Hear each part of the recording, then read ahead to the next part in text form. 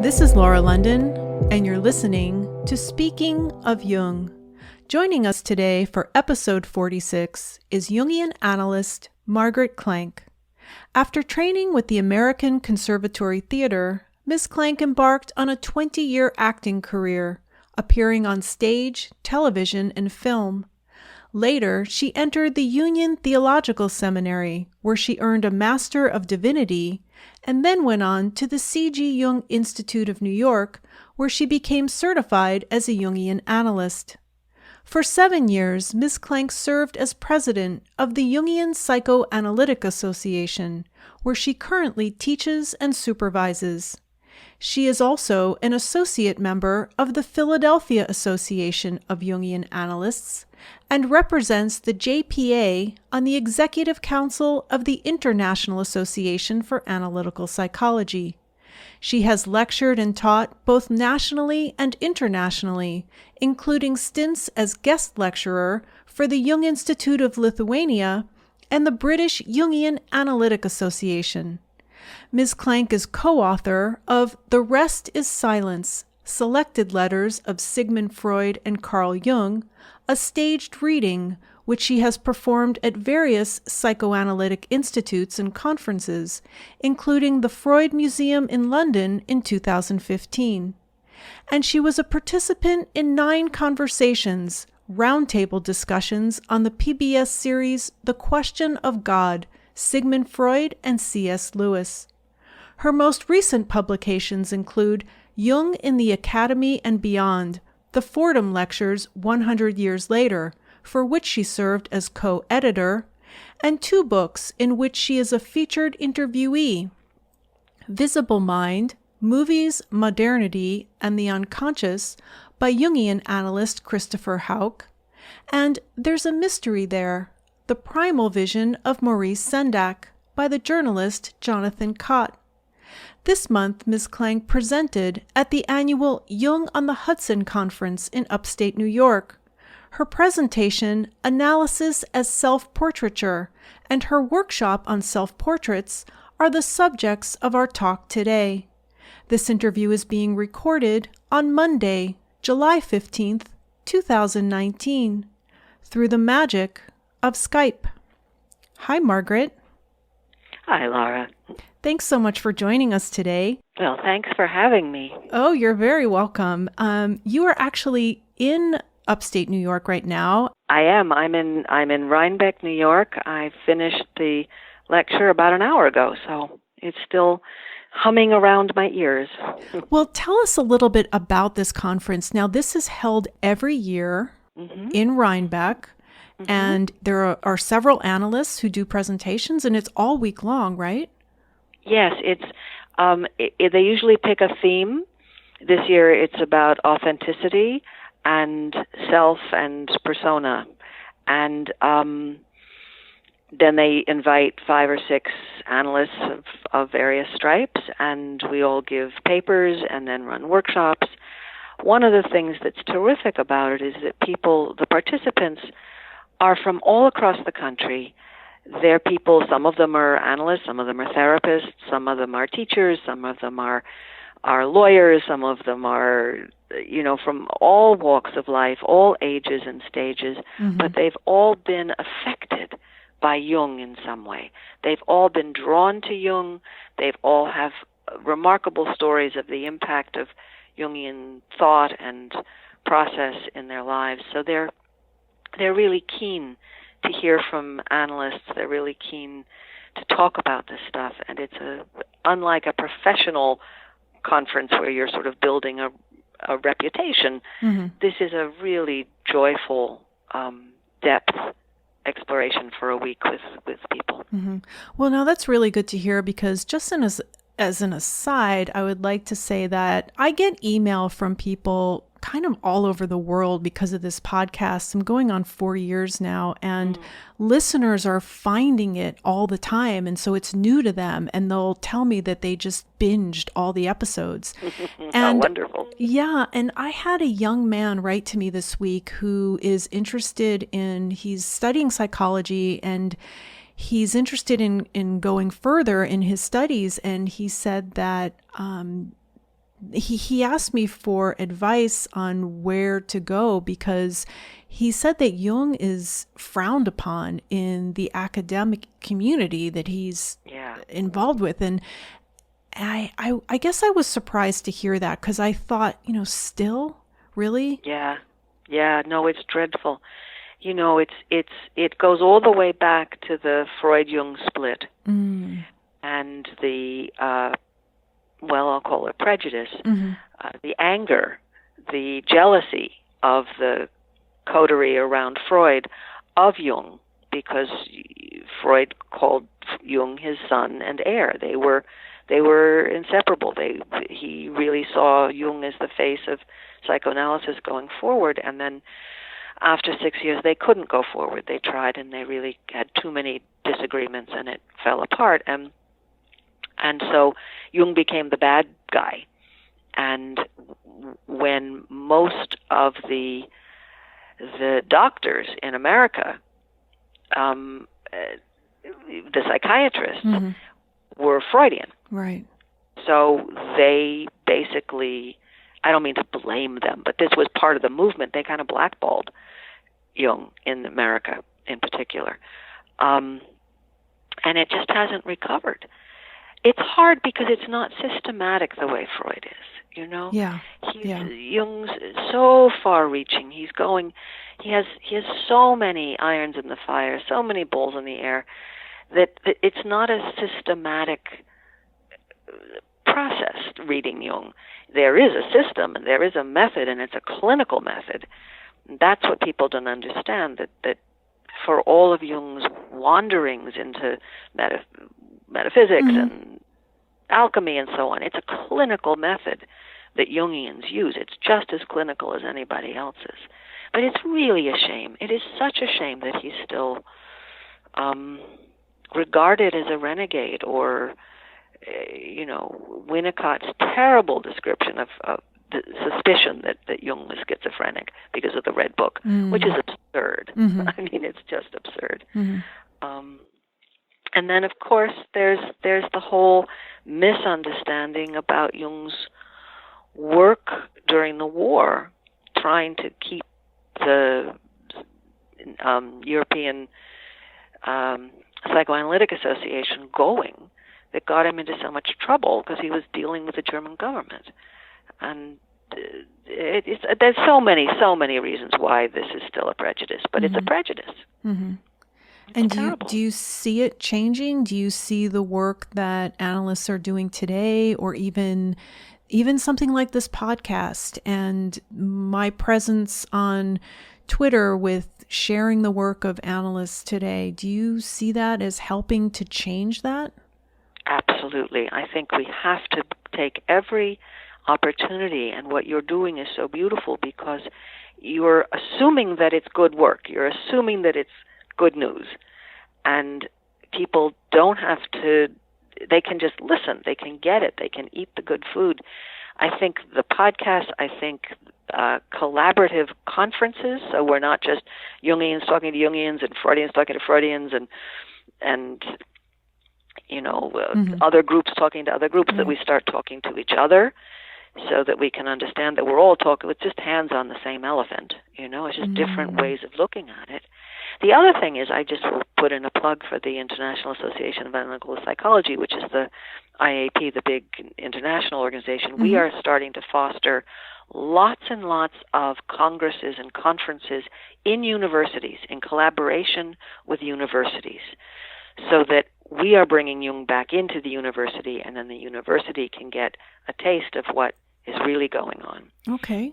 Would you say a little bit more about that? Now, what is involved with that specifically? Well, for instance, the book you mentioned that I helped co-edit on Jung in the Academy and beyond, the JPA, My Society in New York, co-hosted with Fordham University a 2 or 3 day conference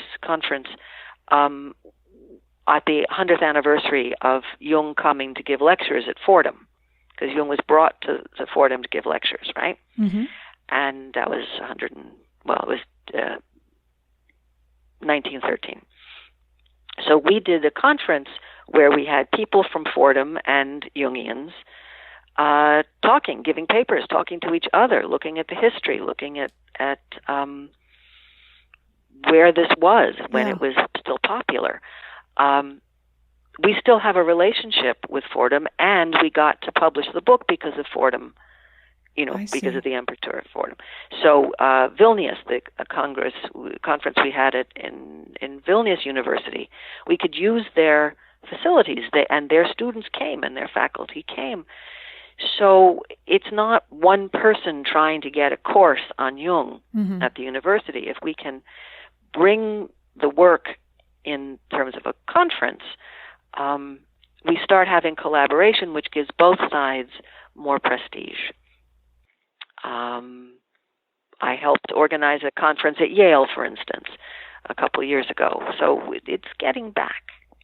It's getting back. And I know that it didn't help with the publication of the Red Book with questions about Jung's state of mind. But on the other hand, what I've noticed is that because Jung was struggling and in so much pain psychologically during that time, other people can relate to that, right? Absolutely. If we're honest with ourselves, we can all remember a time when we struggled.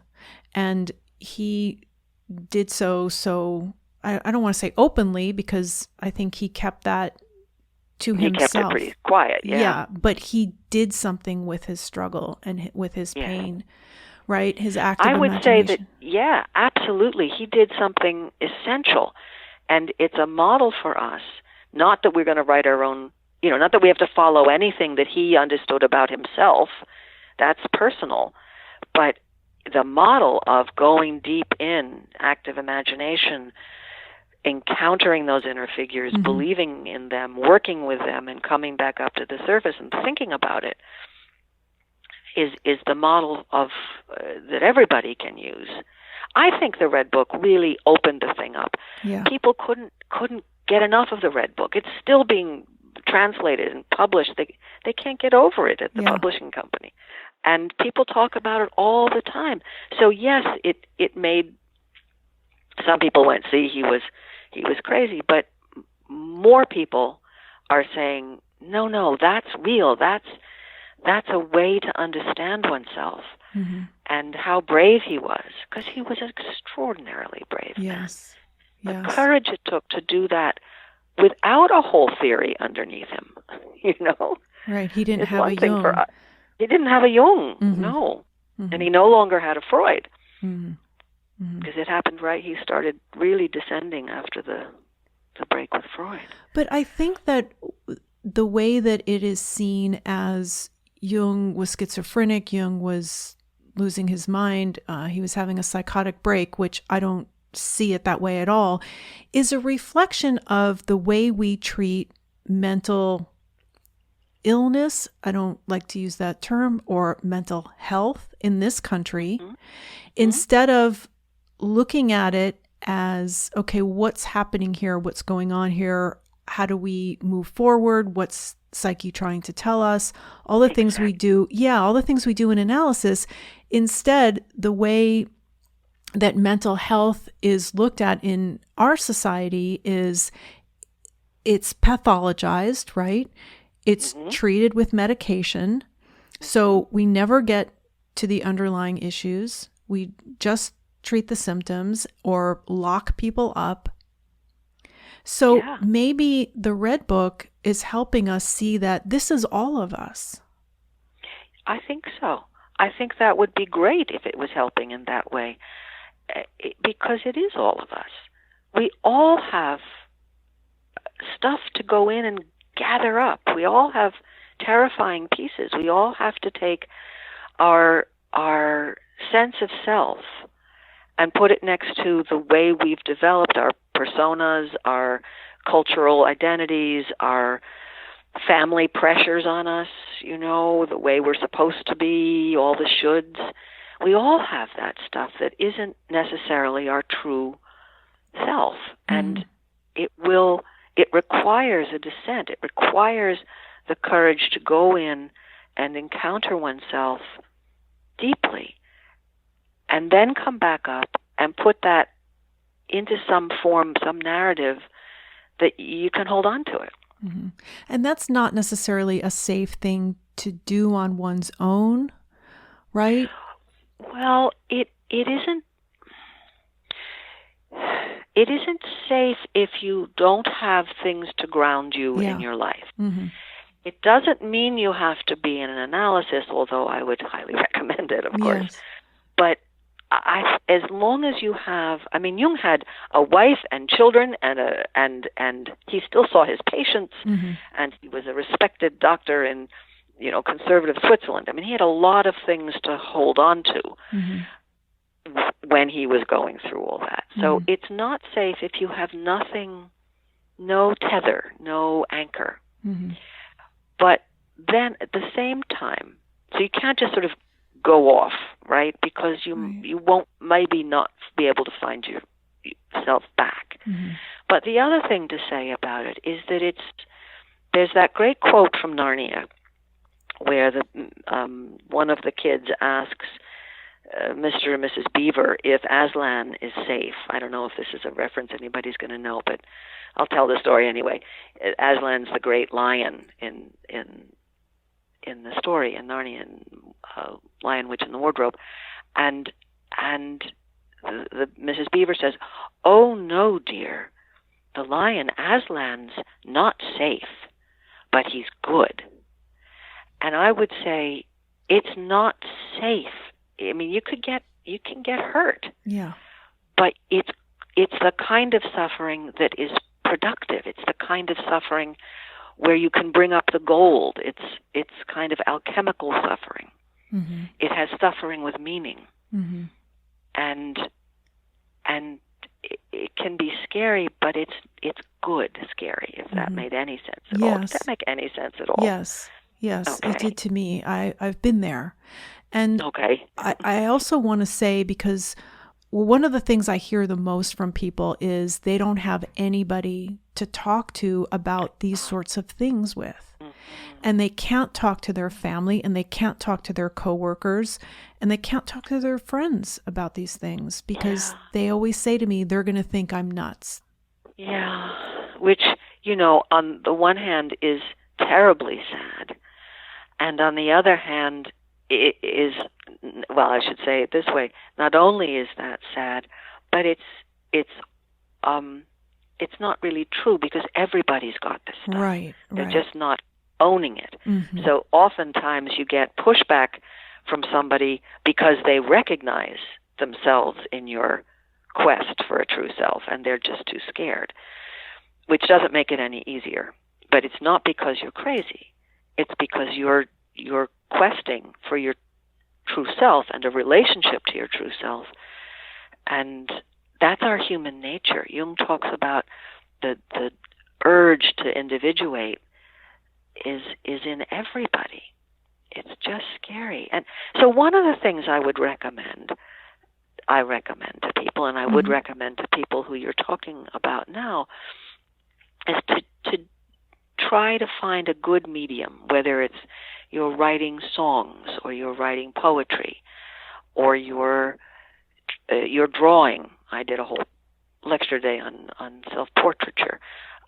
You're drawing your images, or you're making stories about these images that come up, or a kind of once upon a time story of what you're feeling, so that you have a relationship to the questions you're asking. You're not just asking them into the void. So drawing, painting, singing,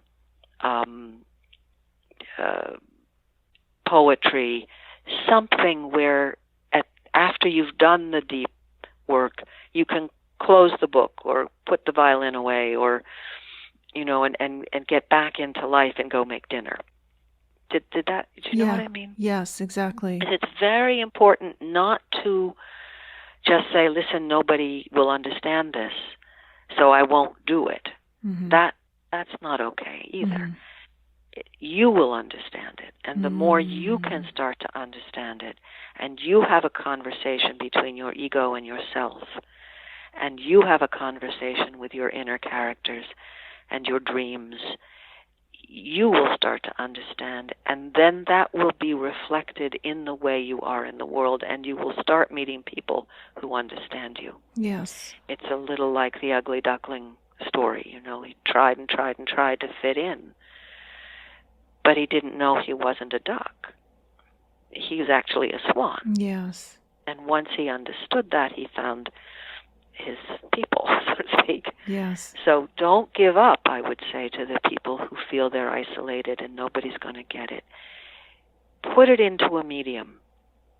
Put it into some medium that's not just you churning on yourself, so that you have a relationship to your own material, and you will start to feel freer to express it. I love that. Thank you. I'm definitely going to point people to what you just said. So you mentioned that you had just given a lecture on self-portraits, and I'd like to talk a little bit about the presentation you gave today at Jung on the Hudson, Being Authentic, the dance between persona and true self. The persona has been a big topic on this podcast this year because of BTS's new album, Map of the Soul Persona. I've covered it on a couple of episodes already, and I would love to explore it further. And so when I saw the topic of your presentation, it caught my eye. I'd like you to tell us what you talked about today in your presentation called Analysis as Self-Portraiture.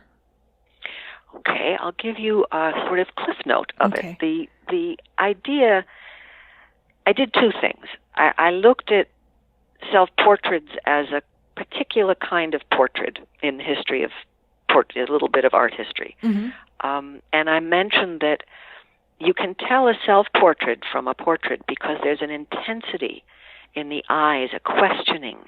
Is this me? Am I this? Who am I? Whereas portraits are more, this is who I am, portray me for the world, you know? So there's this questing and ruthless questioning in self-portraits. And I made the connection that analysis also has that kind of ruthless questioning, looking for a truth, a real truth about oneself. And that then I made the idea, I put forth the idea that self-portraiture, analysis fosters self-portraiture, that every single session of an analysis, another piece of self-portrait gets painted, another piece of self-expression gets into the room. These can be terrible, they can be scary, they can be ugly, they can be beautiful, but they're self-expressions, and they start accumulating the way a dream sequence can accumulate, and you start to find a relationship to one's true self. One of the premises of this talk was that often people's self-expressions, self-portraits, if you will, are rejected by their families, by their culture, and their persona is built as a reaction against that wound. Okay. So I told the story of a little girl, I will tell it very briefly, in kindergarten, who the assignment was to make self-portraits. All the little kids were making self-portraits. Yeah. And the teacher went around and held up all the portraits for everybody to see, and she said to this one little girl, "Oh, no, this doesn't look like you. You have to do your self-portrait again." And how crazy that was. And the little girl was totally devastated, and the class of these little 5-year-olds were just, this is a true story, they were really freaked out. Because how can you do a self-portrait wrong? They were still young enough to say, okay, that's what I look like. You know, they weren't self-conscious about it. So that's the way we get wounded. That kind of refusal to accept your self-portrait is the beginning of narcissistic wounding. It's the beginning of splitting inside. It's the beginning of fear of not being loved. It's the beginning of self-hatred. And out of that come complexes, of course. That's the basis of that kind of wounding. But also, if we want to talk about persona, it means that your authentic persona as, look, this is myself as artist. Look, I've done my painting. You know, that kind of taking on that sense of self isn't authentic. It's warped. It becomes a mask of a defense. No, I'm not a painter. I'll never paint. I couldn't be an artist. I'm never going to do that again. You know, I'm a rational person, or whatever the persona becomes. Or I'm ugly, or I'm unlovable, or whatever it is. So if we want to talk about persona, there are useful, wonderful personas we all have in the world that we need. We need to be projected upon in a certain way, as a parent, or as a lover, or as a student, or as a teacher. But if that persona is so far from our true self, it creates terrible despair and anger, and often great hostility. So now, how is the persona different from the self? Well, the self is the archetype of wholeness. So it's an archetype. It's both a reality and a becomingness, because archetypes are both a potential and a source of instinctual energy. Mm-hmm. So the self is a both and but it's an archetype. It's at the very deepest layer of us. The ego, to put the ego in the middle of this, okay, is the complex of consciousness. As many of your listeners will know, a complex has an archetypal core. So the ego complex, which is the consciousness complex, has the self at the core of it. The persona works in tandem with ego, in that it collaborates with consciousness. It says, I want to be seen this way. I want, I invite this projection. So, trying to think of an example. A teacher. Mm-hmm. You know, you have a certain persona when you're teaching, because mm-hmm. it invites people to listen to you. You have a persona on this show. Right. You know, that you are the one leading people to these ideas and investigating it with your guests. So in that way, if this is your calling, then your persona in doing these is in alignment with yourself. If this is your vocation, if this is part of your true work, then the persona of being the interviewer and the thoughtful questioner is in alignment. If because of your traumas and complexes and history, your persona is one of, you're I don't mean to say anything bad about bankers, but, you're there to make money, mm-hmm. right? And it's not anything to do with yourself. Then it's a reaction formation against culture. That wasn't a good example. Let me think of a better example. Banker is not the point. The point is, if you were made to do this podcast, if somebody were making you do it, mm-hmm. and you didn't want to do it, mm-hmm. you'd have to come up with a false persona. Ah, okay. You'd have to come up with a false identity. You'd have to come up with a character of yourself that wouldn't be in alignment with yourself. So like people would say you were faking it. You're faking it, and mm-hmm. you would be. Mm-hmm. And the fact is, there's a huge difference between faking it, like lying, basically, I'm smarter than I am, or whatever, and not quite, and who you truly are. Yeah. Also, you have to look at shadow, because shadow, which is everything that's been exiled from consciousness, everything about yourself you don't want to know, is in counterpoint to persona, which usually has a very positive spin on itself. It's how you'd like to be seen in the world, right? So it's also in a kind of dance with shadow as well. I'd like to use myself as an example here because I like to point out that shadow isn't just evil qualities or bad qualities. Right. I think that part of what's in my shadow is I am, let's just say I'm over 40 and I don't have children and I never wanted to be a mother. I always knew that my whole life. And I think that that is part of my shadow because it is something that I disown. I don't have any motherly instincts. I don't like to take care of people. All that stuff makes me very uncomfortable and I'm not nurturing. So I consider that, now that mothering is not an evil quality. It's something that I say, that's not me. Yes. So would you say that is a shadow quality for me? Well, I would say it is either a shadow quality for you, but you know about it. But anyway, I would say it's either a shadow quality for you or it's a true self quality. And shadow,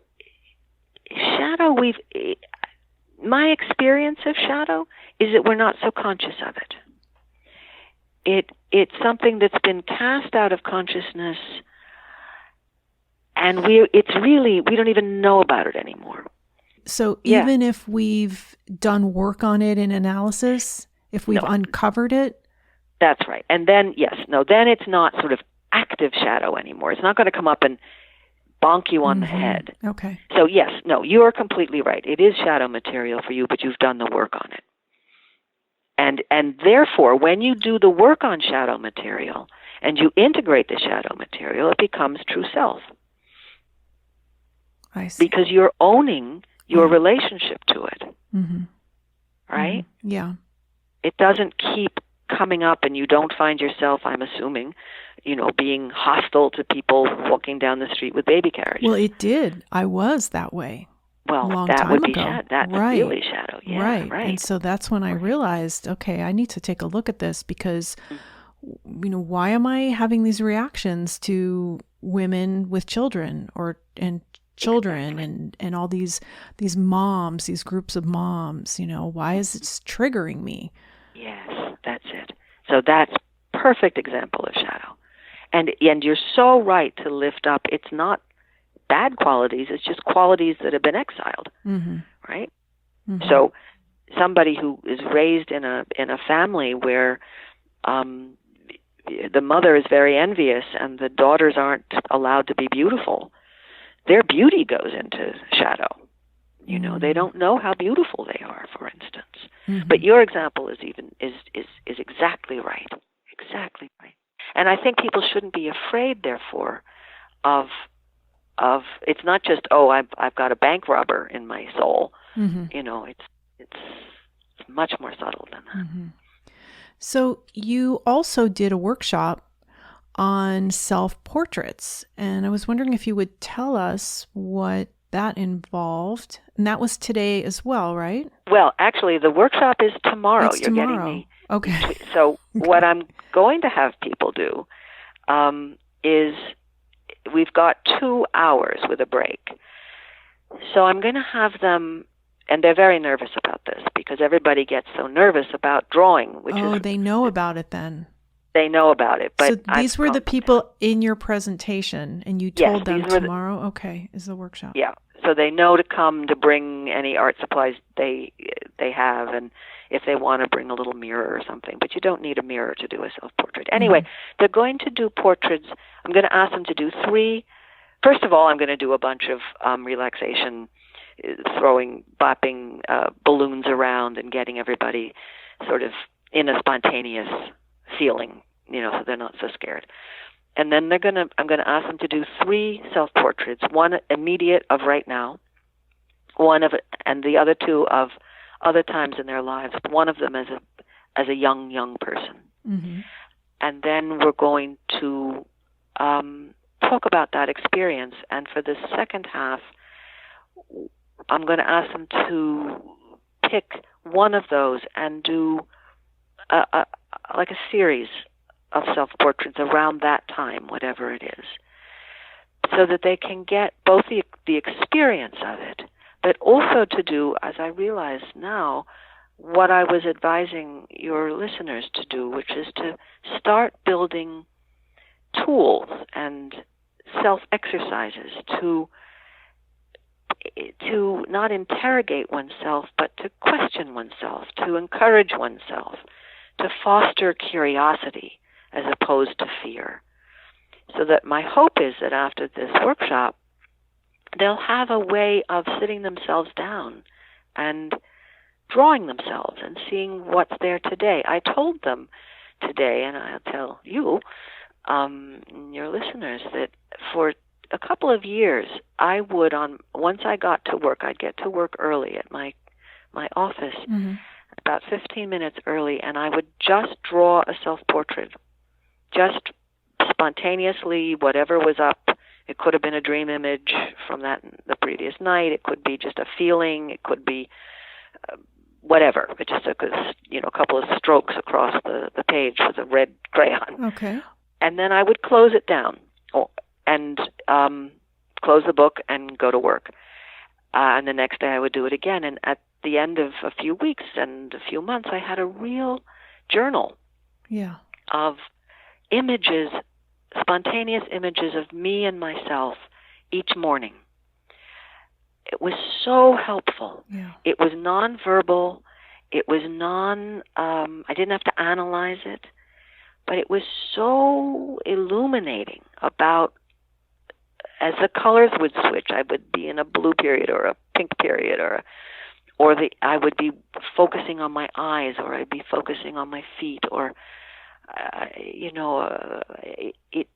it was so helpful to ground me. And I didn't think about it. I just did it each morning. And so I was encouraging them to do that, whether they're going to do it or not. But any discipline like that is so grounding and gets you in touch with self. It really does get you connected in an experiential way. Because we can live in our heads, we can live in thinking. Mm-hmm. And thinking's great. I'm the thinking type, but we have to get in our bodies. Absolutely. It's a really exciting thing. And there's no pressure. You just get a box of crayons or a box of pencils and do it, and then close the book. Go to the next day. And you can look back through it, just like people look back through their journals. Yeah. That's right. And if you're in tune with the imagery, Jung said psyche is image. Yeah. That our psyches are simply made up of images. That we don't exist without images. We are primarily image makers.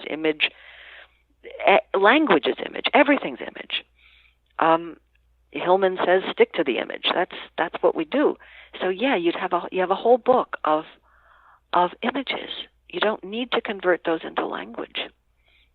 It's like when people do sand tray, or people do active imaginations, and they bring the work in to show an analysis. We don't interpret it. Mm-hmm. We just share it. It doesn't need words. It doesn't need words. Yeah. It can be effective without words, is what I mean.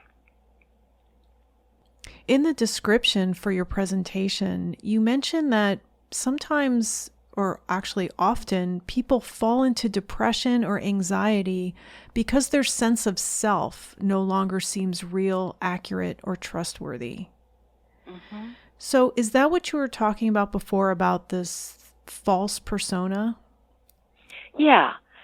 That's a false persona, or that's a kind of term a lot of people use, and I use it too, but I think it's better to say a persona that's out of alignment. Okay. A persona that's not reflecting some aspect of self. And how do we get there into this persona that's out of alignment? Well, we get there either because nobody is reflecting us back when we have true expressions of ourselves. And what's an example of that? Well, like the girl who did the self-portrait and the teacher said, "Oh, that doesn't look like you." So that's a concrete example. But in more social examples, you tell a joke. You're the kind of kid who tells jokes because you're funny. You see the world in a funny way. It's just who you are, right? Mm-hmm. And maybe your family is good at jokes, and you're just a joke teller. You have that wit in you. But nobody gets your jokes.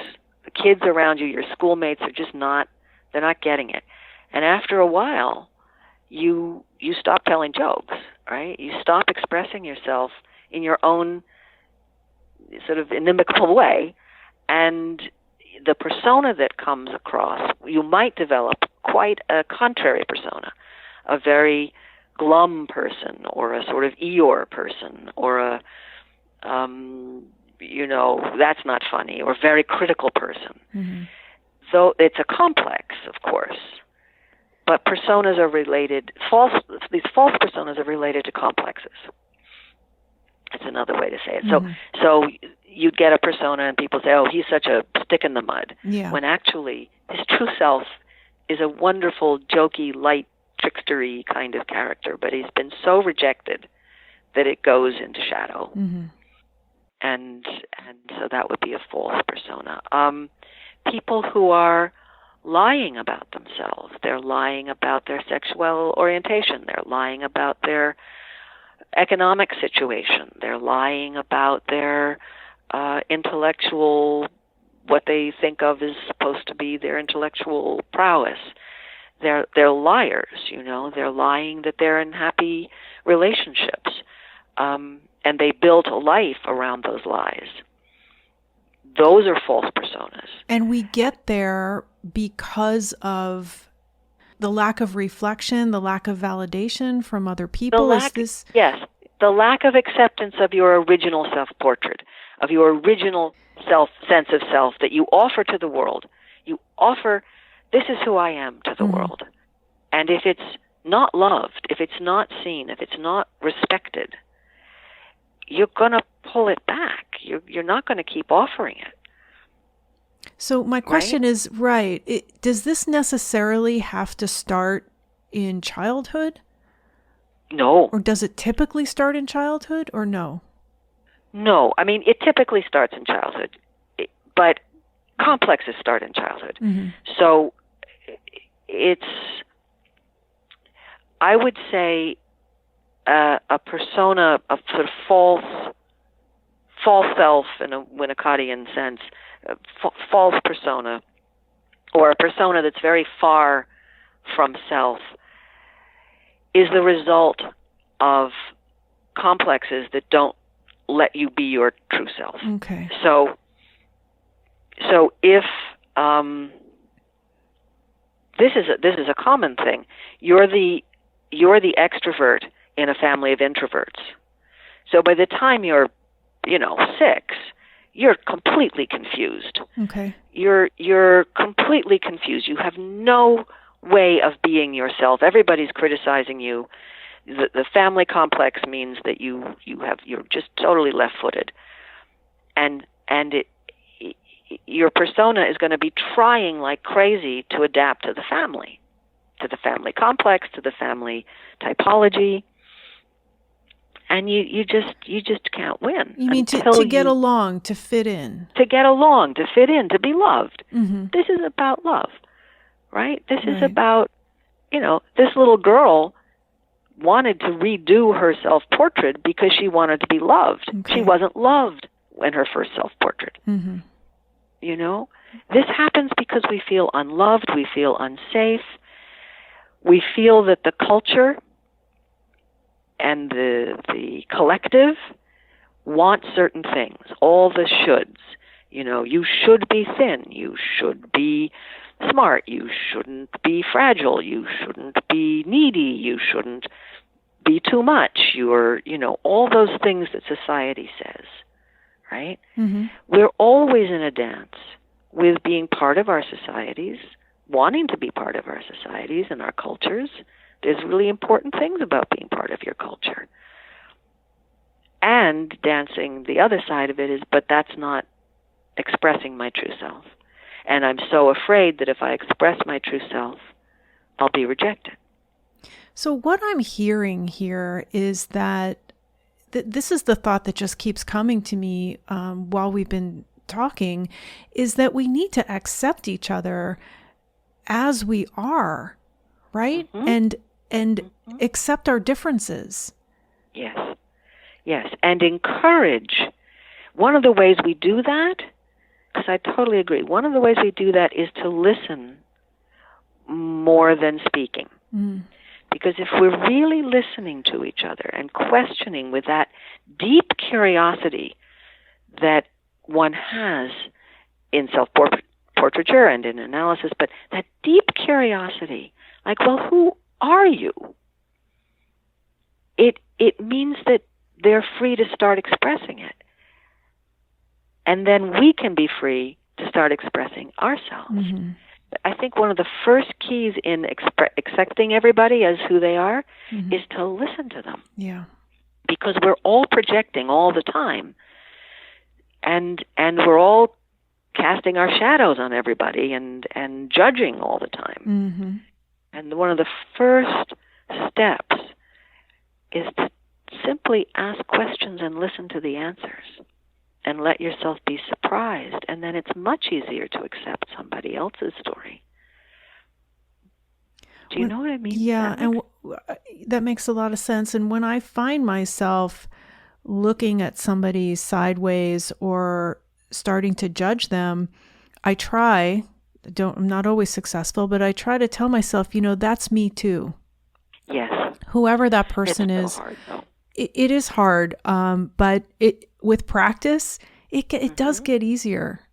And you're right. Analysis works. It really does. It changed me. It changed me a lot. Yeah. I'm still who I am at the core, but it's changed a lot of things, and it is easier for me to say, that's me too. I have that too. Yes. Yes. It's wonderful to hear, and I had the same experience in my own analysis, so I'm not sitting great. outside of it. Mm-hmm. It does change your life. It changes it in ways you don't expect, and it changes it in ways that yourself, capital S, is just waiting for. So you'll come home to yourself in a way. Mm-hmm. So this sense of being willing to see yourself reflected, see other people's struggles as also your own. Mm-hmm. It's a religious tenet. It's a psychological tenet. It's the human. It's the human gesture. We're born curious about each other, and that gets tamped down. So this idea that analysis, which is all about curiosity, can help and heal. It's just a beautiful thing, and it's true, and it works. I always say that the antidote to fear and the antidote to anxiety and in a way, even the antidote to depression is curiosity. And first curiosity about self, but then curiosity about other. Because Jung talks about individuation as not ending with the self. Mm-hmm. You have to bring what you've learned back into the world. Yes. Which is what you're doing with this podcast, what people are doing when they talk to each other about Jung, about their experience in analysis, about their experience with art, about their experience with self. They're bringing it back into the collective, and that heals the collective. That heals across the boards. That's such a wonderful way to put it. There's this amazing poem by Derek Walcott. It has to do with, it's called Love After Love. It's by Derek Walcott, Walcott. Okay. And it was at the end of my presentation because I'd been talking about the fierceness of the love and of self-portraiture, the curiosity, what we were just talking about, the antidote to fear. And this is a poem about losing love, about being heartbroken. But it's equally, to my ear and heart and mind, a poem about self-portraiture, self-expression, true self-expression, persona and ego and self in alignment. It's a poem about what happens in an analysis to me. So I'll just read it to you. Okay. It's called Love After Love. The time will come when, with elation, you will greet yourself arriving at your own door, in your own mirror, and each will smile at the other's welcome and say, sit, here, eat. You will love again the stranger who was yourself. Give wine, give bread, give back your heart to itself, to the stranger who has loved you all your life, whom you ignored for another, who knows you by heart. Take down the love letters from the bookshelf, the photographs, the desperate notes. Peel your own image from the mirror. Sit, feast on your life. It's beautiful. Thank you. Yes, you're welcome. I think it's a wonderful description of the analytic process. And I think it talks about persona. When your persona is true, you know, it's welcome. Your persona and yourself and your ego and your shadow, and then, of course, your anonymous can dance together. They're all working on your own behalf. When the persona is wrong-headed, when it's being controlled by the culture or the complexes, it works against the self. So I think that's another way to talk about persona. Well, thank you so much. It was a joy to speak with you. We really appreciate your time today. Please visit the website Speaking of Jung, that's JUNG.com, for more information on everything that was discussed here today. There you will also find all of the previous episodes of this podcast, which are available to stream or to download for free. This podcast is also available on Apple Podcasts, Stitcher, Google Play, Spotify, and now on iHeartRadio. With special thanks to you, the listener, this is Laura London, and you've been listening to Speaking of Jung.